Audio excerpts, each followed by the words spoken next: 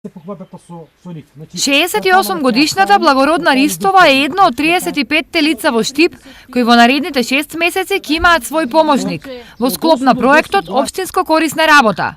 Ристова е лице со оштетен вид и оваа помош значи многу. Ете, чисто за прошетка ми треба, или ако треба и за лекарства, да не одам сама со мене, да има некој.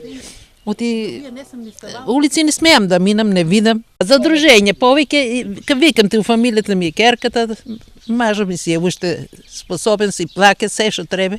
Ако треба и он ме шета, ама те он машка работа, има си у дворо. Така.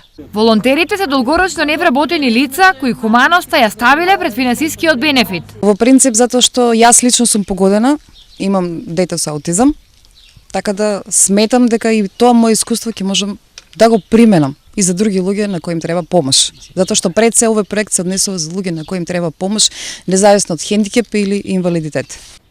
Проектот Општинско корисна работа во Штип се спроведува по трет пат и годинава бројот на волонтери и на баратели на услуги е рекорден. Проектот се однесува на работен ангажман на 10 лица. Добивме од кои што се распределени така да 3 лица се работно ангажирани од денеска почнуваат се работно ангажирани во патронажна служба, 2 лица се ангажирани во дневниот центар за деца со посебни потреби и 5 лица ќе работат на испорачување на сервисни услуги во домашни услови, кај 35 корисници на услуги, значи пријавени по истиот проект.